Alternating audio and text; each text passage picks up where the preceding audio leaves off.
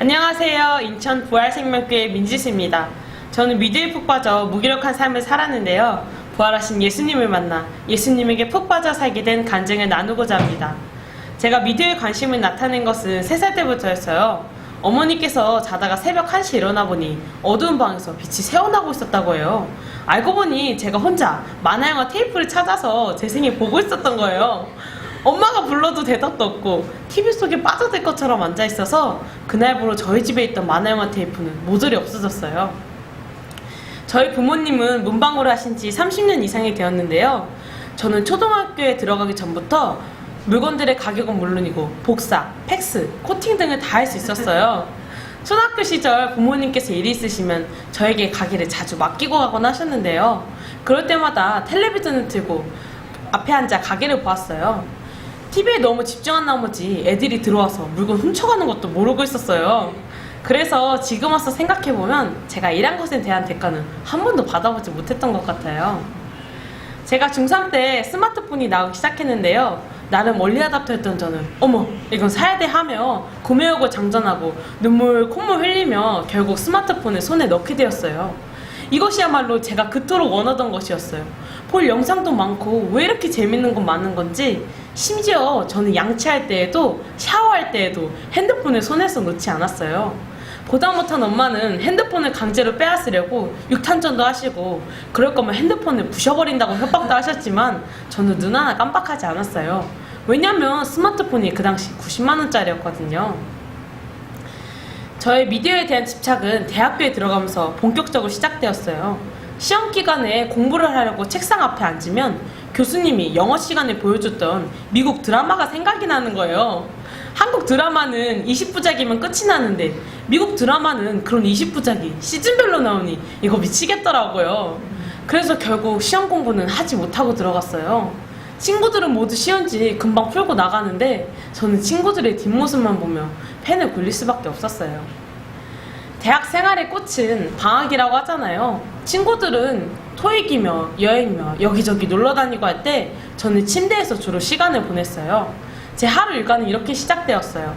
낮 2시쯤 일어나서 2~3시간 핸드폰을 하다가 배가 고프면 있는 음식 대충 해서 침대로 가지고 와서 먹었어요.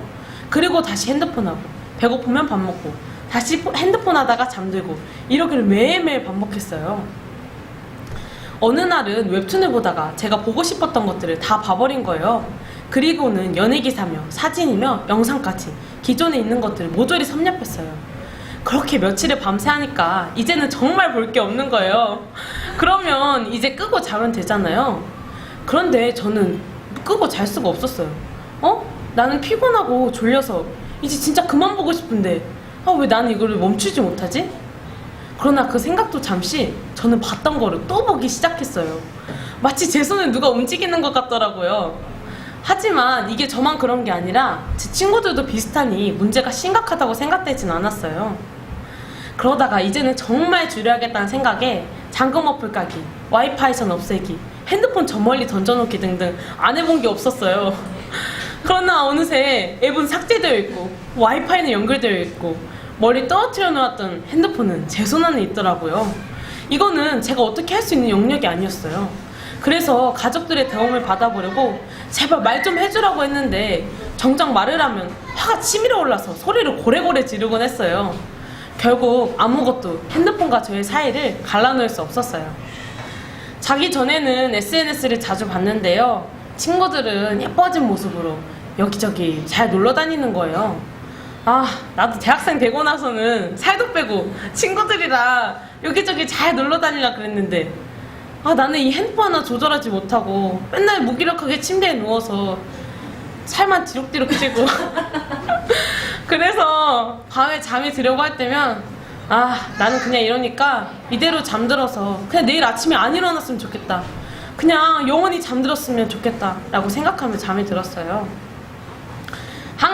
항상 침대에 버터처럼 녹아있는 저를 보면서 둘째 언니가 교회를 가자고 하는 거예요. 저는 몸을 움직이기가 너무 싫었지만 딱히 할 것이 없었기에 못 이기는 척 따라 나섰어요. 골목을 들어섰는데 교회가 전혀 없을 것 같은 곳에 부활생명교회라고 떡하니 있더라고요. 교회에 들어서니 저를 반갑게 맞이해 주시면서 제가 좋아하는 과자를 잔뜩 내주셨어요.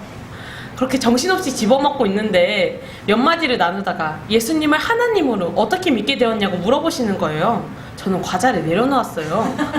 아니, 내가 신앙생활 몇 년 차인데 그런 초보적인 질문 하나 싶어. 지금 나를 무시하는 건가? 생각이 들어 기분이 상해. 오늘만 오고 다시는 안 와야지 했어요. 그런데 이상하게 계속 다시 교회에 가고 싶은 거예요. 그렇게 저는 자석이 이끌리듯 부활생명교회로 오게 되었습니다. 사실 저는 모태신앙인데요. 어릴 때부터 예배란 예배는 다 따라다녔어요. 교회에서 어린이 성가대 솔리스트, 학생부 선생님, 헌금위원 등으로 봉사를 했었는데요. 그냥 모태신앙이니까 자연스럽게 했던 것 같아요. 이런 것들로 믿음이 좋다는 말을 들으니 제가 믿지 않는다고는 생각해 본 적이 없었어요. 하지만 저는 하나님의 존재에 대해서는 확신할 수가 없었어요.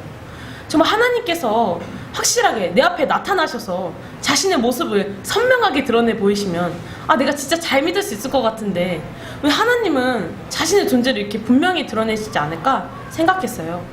그런데 교회에서 말씀을 듣는 중에 부활은 이 산 정상에서 모든 것을 보는 것입니다 라고 하는데 제 눈이 확 열리는 것 같았어요. 부활로 예수님이 어떤 분인지 알아지니 십자가에서 죽으신 분이 누구신지 그리고 그분의 사역들이 다시 재조명되었어요. 어느 날 마태복음 12장 말씀을 선포하셨어요. 악하고 음란한 세대가 표적을 구하나 선지자 요나의 표적밖에는 보일 표적이 없나니 요나가 밤낮 4일 동안 큰 물고기 뱃속에 있었던 것 같이 인자도 밤낮 4일 동안 땅속에 있으리라. 서기관과 바리새인이 예수님께 하나님의 표적을 보여달라고 했는데요. 예수님께서는 얼마든지 다른 기적들을 보여줄 수 있었잖아요. 그런데 예수님께서 너희가 나를 믿을 수 있는 것은 요나의 표적 밖에는, 부활의 표적 밖에는, 이것 밖에는 없다고 하시는 거예요. 아무리 능력과 기적을 보여줘도 믿을 수 있는 것이 아니었어요. 그 어느 누구도 따라할 수 없는, 마귀도 흉내낼 수 없는 오직 하나님께서만 하실 수 있는 표적, 부활이었어요. 요한복음 6장에 하나님의 뜻은 아들을 보고 믿는 것이라고 나와 있듯이 예수님께서 부활하신 것을 보고 예수님이 하나님이신 것을 보고 믿게 하신 것이었어요. 그런데 이게 역사책이 기록되어 있다는 거예요.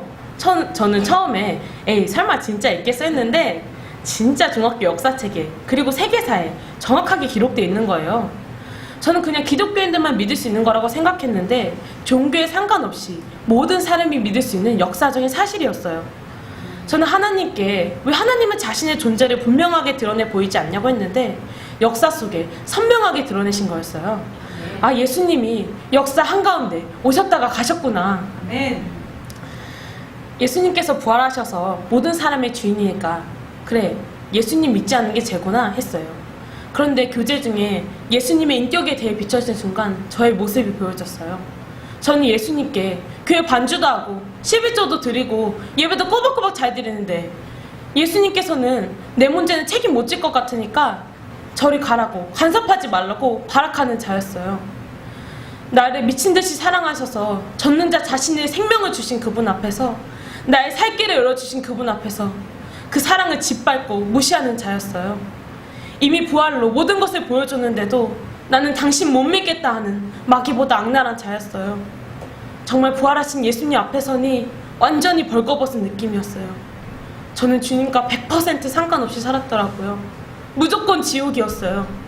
그런 저에게 예수님께서는 괜찮아 지수야, 이제 함께 가자, 너는 너의 마음의 중심만 드리렴 하시는데 정말 참회의 회개가 터져나왔어요. 나를 사랑하셔서 오신 이분 앞에서 도대체 내가 무슨 짓을 하고 있었던 거지? 나를 위해 시간과 물질을 사용하고 나를 위해 공부하고 나를 위해 먹고 온통 나를 위해 살았어요.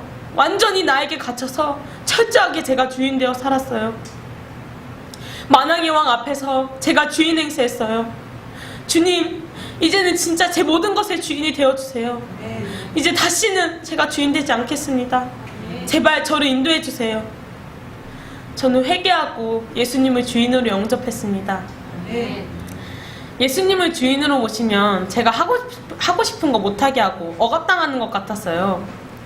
나는 그냥 내 생각대로 사는 게 좋은데 왜 이렇게 하지 말라는 거 투성일까? 근데 저는 완전히 오해하고 있었더라고요. 부활이 실제니까 이 세상에 어둠인 게 너무나 확실하더라고요. 영적인 세계에 눈을 뜨니 제가 이 세상 것, 썩어질 것, 위험한 것만 바라보고 살았더라고요. 예수님께서 보여주신 것은 썩지 않고 영원하고 풍성한 것이었어요. 나의 주인 되시려는 것은 나에게 가장 좋은 것을 주시고 최고의 길로 인도하시기 위함이었어요. 눌리게 하는 것이 아니라 완전히 자유하게 하셔서 누리게 하시기 위함이었어요. 제가 모든 것을 맡기고 가도 될 최고의 주인이셨어요. 마태복음 11장을 보니 저는 완전히 수고하고 무거운 짐진자였더라고요. 그런 저에게 예수님께서는 너의 모든 짐을 내려놓고 나의 멍에를 함께 메고 가자고 하셨어요. 저와 자든지 깨든지 항상 함께하고 싶은 그분의 마음이 알아지니 그분이 너무나 기쁘시게 하고 싶었어요. 저를 창세전부터 택하셔서 저와 같이 포로되고 눌린 자를 자유케 하신다고 하니 너무나 감사해요. 이 많고 많은 사람 중에서 저를 택하셔서 하늘을 대표하는 대사로 세우셨다니, 그리고 그분이 제 안에 오셔서 그분의 능력으로 사명을 감당하게 하신다고 하니 너무나 든든해요. 이제는 더 이상 침대에 버터처럼 녹아있지 않아요. 이 영적 전쟁터에서 태평하게 있다가는 총알바지가 되잖아요. 저뿐만 아니라 저에게 맡겨진 영혼들이 있기 때문에 생명 걸고 싸울 수밖에 없어요. 사명 감당하기에도 시간이 부족해요. 이제 예수님이 제 안에 계시니 핸드폰은 죄 짓는 용도가 아니라 사명을 감당하는 통로로만 사용하고 있어요. 저는 지금 현재 작은 교회 일꾼으로 섬기고 있는데요. 저희 작은 교회는 우울증, 자살 문제, 정신병 등으로 힘들었던 아이들이 이상하게 제 작교회만 다 모여있더라고요.